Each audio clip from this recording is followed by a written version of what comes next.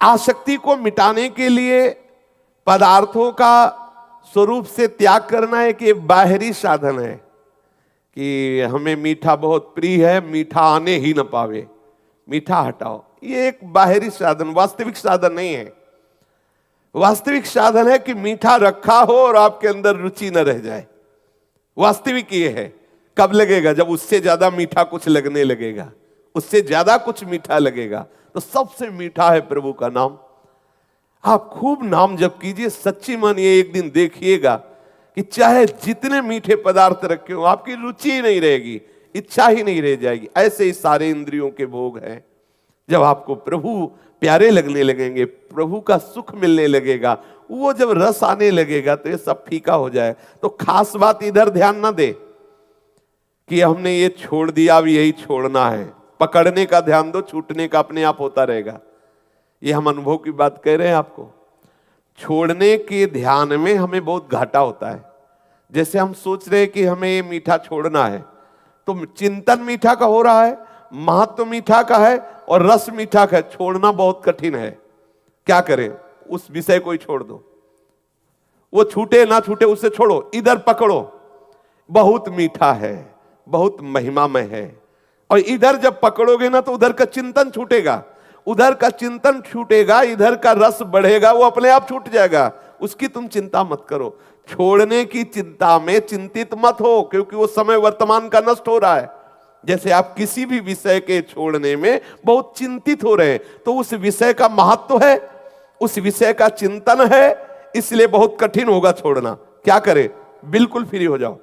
आप चिंतन को, उस चिंतन को प्रभु के नाम में लगाओ, प्रभु के रूप में लगाओ। और ये सत्य है, ये सत्य चिंतन आपके उस असत चिंतन को अपने आप नष्ट कर देगा। ये हम अपने हृदय की प्रक्रिया को कह रहे हैं। इसी प्रक्रिया से निर्विषय हुआ जाता है। हम जिस विषय को छोड़ना चाहते हैं उसी को गाढ़ चिंतन कर रहे हैं।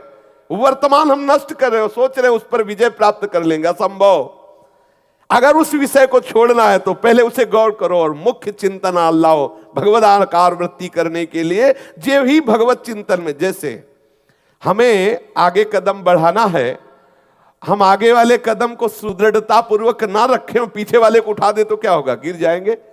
तो हमें पीछे वाले को उठाने के पहले आगे वाले को जमाना है। और आगे वाला जमा दो, पीछे वाला उठा दो, कोई फर्क नहीं पड़ेगा, आप गिरोगे नहीं।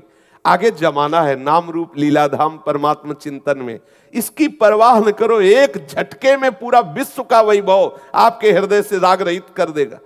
पूरे विश्व के वैभव के राग रहित करने की सामर्थ्य भगवत चरणारविंद में है। बिल्कुल चिंता मत करो। यहां हमारे पास विवेक है, बहुत छोटी कैंची। धीरे धीरे हम कहां तक ऐसे सूत्र काटेंगे। और प्रभु के पास कृपा रूपी तलवार है, एक ही बार में पूरी सब कट जाएंगी। आप क्या करो? भगवद आश्रित होकर चिंतन पर महत्व दो। ये जो हमारे अंदर वर्तमान में विषय त्याग के चिंतन की गाढ़ वृत्ति आती, इसमें दो दोष होते हैं। एक होता है उस विषय का महत्व और दूसरा होता है वर्तमान में उस विषय का चिंतन। तो छोड़ोगे कब? किसके सामर्थ्य से छोड़ोगे? पहली बात उसमें महत्व बुद्धि खत्म हो, दूसरी बात भगवत चिंतन हो, तभी आप छोड़ पाओगे। अगर भगवत चिंतन नहीं, उसी का चिंतन हो रहा तो आप सोचते रहो कि छोड़ना है। आज से कसम खाते हैं गंगा जी की, यमुना जी की, और दूसरे दिन फिर वही करेंगे। क्या करें? हमें कोई कसम खाने की जरूरत नहीं। हमें खूब प्रसाद पाके नाम जपने की जरूरत है। और ठीक ना हो जाओ तो बताना, इसी बल से आगे बढ़ा जाता है। ये सब छूट जाते हैं, सब छूट जाते हैं, अपने आप छूट जाते हैं। आप पकड़ने की कोशिश करें, आप पैर जमाने की कोशिश करें, वर्तमान को भगवत चिंतन में लगाइए, आपका सब मंगल हो जाएगा। भूत भी मंगल हो जाएगा और भविष्य भी मंगल हो जाएगा। हम वर्तमान को विषय छोड़ने के चिंतन में बर्बाद कर रहे हैं, तो हमारे अंदर सामर्थ्य तो है नहीं भगवत चिंतन की, तो छोड़ नहीं पाते। इसीलिए इतना समय हो गया। कम समय में ऊंचाई पर चढ़ने के लिए आपको सूत्र बता रहा हूं, ये हृदय की बात बता रहा हूं। इसी से परम शांति मिलती है। जितने भी गंदे विषय हैं, हम छोड़ने के लिए क्या उपाय करें? भगवत चिंतन, उसका चिंतन ही ना होने दे। ये खास बात है।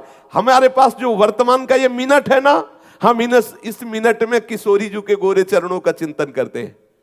अब वो जो विषय चिंतन हमें बार बार फंसा रहा था ना, हम उसका महत्व खत्म कर देते। अब हम विजय की तरफ जा रहे हैं।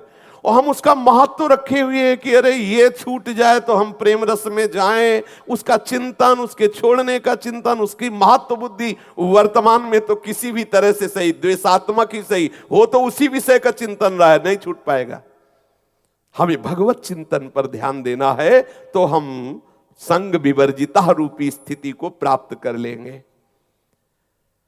और आसक्ति सच्ची मानिए हमारी आत्मा से कभी किसी विषय की आसक्ति नहीं, क्योंकि सब आत्मा स्वरूप है। जैसे हम कहते हैं हमारी ये विषय की आसक्ति है, तो वो मेरी आसक्ति नहीं है, वो इंद्रियों के संयोग जनित भ्रमात्मक आसक्ति है। क्योंकि जो हमारा स्वरूप है वो निर्मल है। कोई भी आसक्ति हमारे स्वरूप को ना कभी स्पर्श की है, ना भी कर रही है, ना आगे करेगी। देह और इंद्रियों के संयोग का अधिष्ठाता मन विषयों की आसक्ति में फंसा हुआ है। और आप चिंतन के द्वारा जब मन को इधर लगा देंगे तो अनासक्त हो गए। सारा खेल इस मन का है। मन इधर लगा कि आप जीवन मुक्त, मन इधर लगा तो पुनरपि जननम पुनरपि मरणम पुनरपि जननी जठरे शयनम। जीव मात्र की एकमात्र परम गति प्रभु है। जब प्रभु देख लेते हैं ना कि हमारे चिंतन के लिए प्रयासरत है, वो कृपा कर देते हैं। एक दिन ऐसी झांकी आएगी कि आप बावरे हो जाएंगे, देख लेना। हृदय से जो विषय आकर्षण है उसके छोड़ने के प्रति आप समय बर्बाद मत कीजिए। आप प्रभु को पकड़ने के लिए व्याकुल होइए। प्रभु के चिंतन में इतनी सामर्थ्य, इतनी आग है कि वो सब वासनाओं को भस्म कर देगी। साधन में कमी आप मत रखो और अहंकार भी न करो कि इसी से बात हो जाएगी। और अंदर से व्याकुल होकर प्रभु को पुकारो। किसी दिन घटना घटेगी आपके जीवन में। परिवर्तन जो एकदम होता है वो घटना से होता है। कोई न कोई ऐसी घटना अलौकिक आपके जीवन में घटेगी कि सारा सिस्टम आपका भगवदाकार हो जाएगा। इसलिए हम प्रभु के नाम रूप लीलाधाम, प्रभु के जो गुरुदेव भगवान स्वरूप है, उन्होंने जो उपासना दी है उसको पूर्णतया पकड़ने की चेष्टा करें। अंदर जो वासनाएं, बिल्कुल मत घबराइए। ऐसी कृपा की तलवार चलेगी, सब कट जाएंगी। और आप निश्चिंत रहिए, निश्चिंत होकर प्रभु के चिंतन में रहिए। आपके अंदर ऐसी सामर्थ्य आ जाएगी कि आप मान अपमान को सहने लगेंगे, आप निंदा स्तुति को सह जाएंगे।